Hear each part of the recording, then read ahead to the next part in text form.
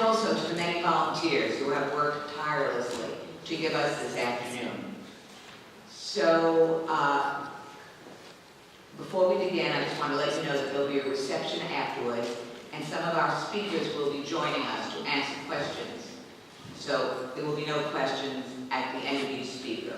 So let's get started, and it's my pleasure to introduce our first speaker, Allan Jackson, founder and publisher of Big Head Books.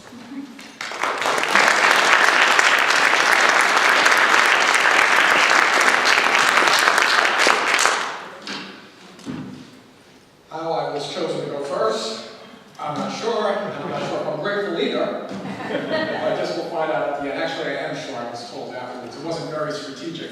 We went by alphabetical order. First of all, I personally would like to thank Hevreh and BerkshireSPEAKS for doing this. I think it's really quite amazing. I personally would like to give you so many people say that there's nothing to do in the Berkshires, and it couldn't be more wrong. There's so much to do in the Berkshires, and I thank you for making this a really special event. So, to get started.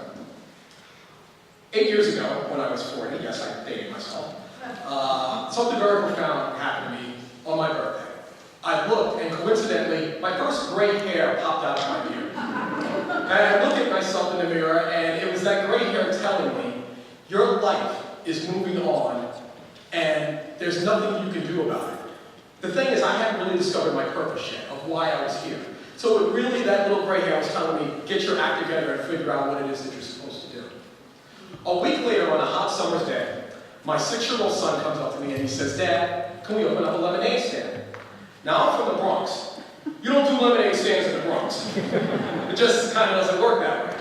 But live here in Western Massachusetts now, so lemonade stands are commonplace. So as a proud dad, I go on the corner with my cute 6-year-old son, cardboard box picture of lemonades, and with a big sign that says, lemonade, 75 cents. Lemonade, 75 cents. And in 3 hours, this cute kid made $50 selling lemonade. Wow. Completely blew my mind. You know, I think we'll make $5, $6, get some ice cream, call it a day. $50 is a whole new conversation. So, he's like, Dad, what am I going to do with all this money? And to be perfectly honest, I had no idea. I figured he'd invest a little, save a little, spend a little, and maybe donate a little. But when I suggested that to him, he's like, I don't think so.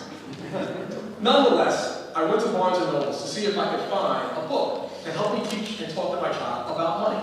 And out of the thousands of books that were on the shelf, there were no books about money. And certainly no books with a little brown boy in the cover who looked like my son. I was a little upset about that. So I get to my car, and I sit there and I think, maybe I could find somebody to write a book, to talk about financial literacy to kids. And then I thought about this quote from Gandhi, be the change you wish to see in the world. So I decided I would do it myself. So I sat down in my car and the name Danny Dollar popped into my head. I went home and I started writing. It took a good 1.5 years for me to write this story. If you're looking to get a book published, you have to find an agent. So I reached out to 150 agents from New York to California, and I was rejected 150 times from New York to California. No one wanted to touch my book. So I said, I've got 2 choices. Choice number 1, I'm going to take my manuscript, put it on the wall, and think about what might have been.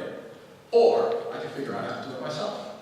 So I went to the all-powerful Google. Google, how do you publish a book?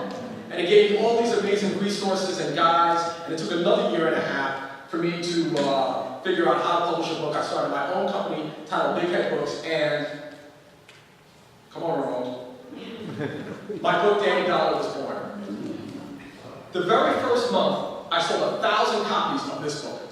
Friends, family, social media, reaching out to the community, and that was incredibly empowering for me. The next month, I reached out to Carver Bank. Carver Bank is the largest black-owned bank in America. They have 20 locations just in New York. So I sent a copy to the CEO along with a letter stating I think this would be a great book for you to teach children about finance in your community. 2 weeks later, the CEO called me. I thought it was a prank. But the CEO calls me and says, we love your book. We would love you to come here to Harlem, help us engage the children of our community about finance. And by the way, can we buy 1,000 copies? Yes, you can. I quit my job that day. This is a picture of me at Carver Bank book has also been turned into a serial story. You may have seen in the Berkshire Eagle 2 summers ago. It was a one-page pullout where children could read throughout the summer to learn about this story. Since then, I've toured the country from New York to California, talking to children about the importance of reading, and it is my goal and my passion in life. I have discovered my purpose. I was able to look at the gray hair, many more of them now, and say, I know why I'm here. I know what I'm supposed to do. So it's been very, very gratifying to me. But I alluded to something earlier about not finding books with little brown boys on the cover. So I asked myself, and I'm asking you as well, if you could name a children's book author, someone that's a household name. Now we all know Dr. Seuss will come to mind, Shel Silverstein, Judy Blume, Mary Pope Osborne, who's done great work. You know, you could, off the top of your head, come up with a couple of names. Oops. Now I'm asking you to name a children's book author of color. Any color. Asian, Hindu, Latin. It's not quite as easy.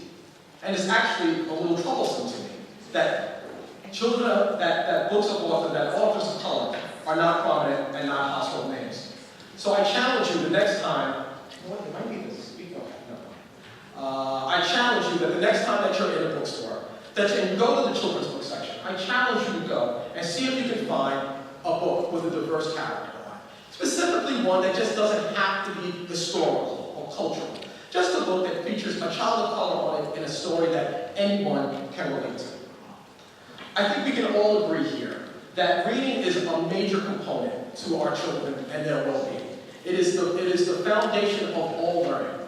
And it shouldn't be subjected that this particular or any particular demographic is ignored. Unfortunately, that is the case. 93% of all books that are published feature only Caucasian characters. That is remarkably troubling. Here is another slide that reflects that same demographic, that same statistic. Very bothersome that there are so few books featuring children of color. I want to throw some statistics at you. 2 out of 3 children who cannot read proficiently by the 4th grade will end up incarcerated or on welfare. To coincide with that, 75% of all kids, of all juveniles who go through the judicial system are functionally illiterate. There is a direct connection from illiteracy and incarceration in America. Conspiracy theory time. There are 319 million people in America. 122 of them are diverse. That leaves 62% Caucasian, 38% diverse. But not in the prison system. In the prison system, it's the opposite. 64% of all the people that are incarcerated are people of color, with only 36% white. Almost the exact opposite of our population in America. And the majority of those people, as you can see, that's better. And the majority of those people, as you can see, are African American. Compound that with the United States incarcerating more of its citizens than any other country in the world by a lot. Almost 4 times the amount to the nearest country. And sadly, the majority of those are men of color. I don't think it's a coincidence that in the same exact country 150 years ago, as per the slave code, it was illegal for people of color to know how to read and write. The United States is 24th in literacy in America. 24th. We cannot be a superpower if our children cannot spell superpower. 32 million Americans in this country cannot read. Process that. These are people that cannot fill out a job application.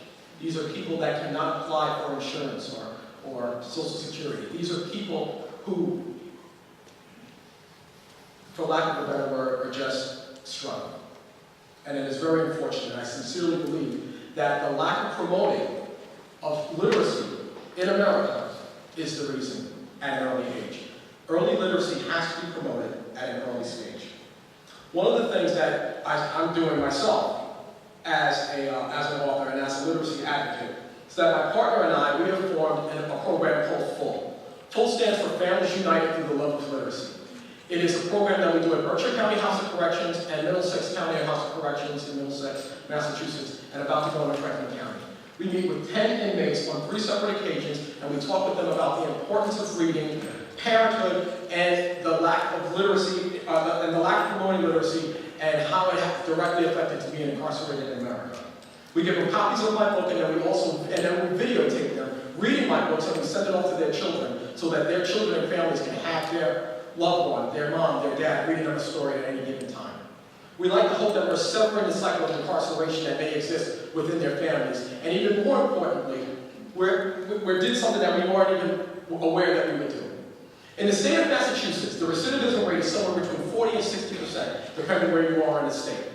Out of the 400 people that have gone through our program, we are at 8% recidivism. 8. It is something that we're remarkably proud of, but it also is a testament to the importance of literacy and empowering our adults and our children on why it is so vital to the welfare of their families and, in essence, our communities. I think, again, we can all agree. Our children are our most important asset. They're our most valuable commodity.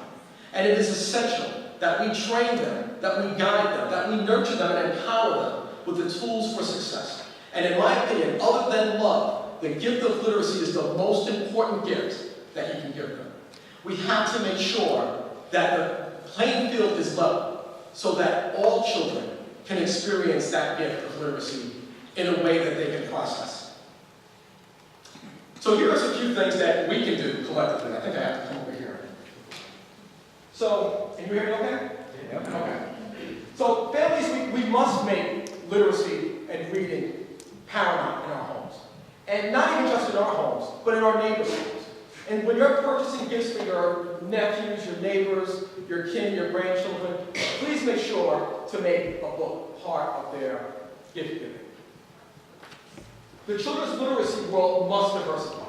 To have 93% of the books just be for one specific demographic is disturbing and upsetting. And we have to make them and hold them accountable. So I hope that you will reach out to the powers that be, to the scholastics and the Columbia houses, and say, we need more diverse books within our literary world. The media has to do a better job of pushing this as well. You see commercials for games, or video games, you see commercials for movies and everything else. You never see a commercial for a book. Ever. Ask your local bookstore to diversify their selection, including the one right over here at the book bar, which my books were there for 2 months and then they threw them out. Also ask your teachers to do the same. Ask them, are they using diverse books within the books that they use to educate and empower our children? I mentioned about scholastics and other companies that we have to hold accountable. And through the social media world, if you hashtag, we need diverse books, you'll learn so much about the things we can do to really, again, level the playing field. And if you think having books featuring diverse characters really only benefit children of color, you couldn't be more wrong. Today, we have to expose our children to this amazing, beautiful, colorful, diverse world. And what better way to do that than through books? So, it benefits everyone. In closing, I'd like to state,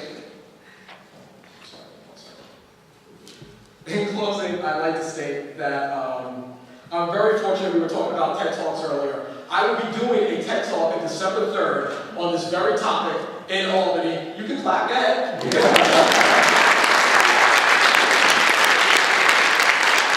December 3rd in Albany, it's actually a TEDx, so it's like the redheaded stepchild of TED. But that's okay, I'll take it. It's still a TED, it's a TEDx. And on December 3rd, I'll be doing a TED Talk on the diversity in children's books. And we're very, very proud to say that. After this is over, I'm going to be selling books, copies of my books at the table. $1 for each book is going to go to my friend, Kayla Gressler, who was just diagnosed with breast cancer. So if you have it in your heart to want to purchase a book for your child, there will be $1 donated for every book going to And as I mentioned before about children's book authors, that there aren't very many and it's very hard to have a household name. So the next time that someone says, hey, have you ever heard of a diverse children's book author, you can say, I know about it. Thank you.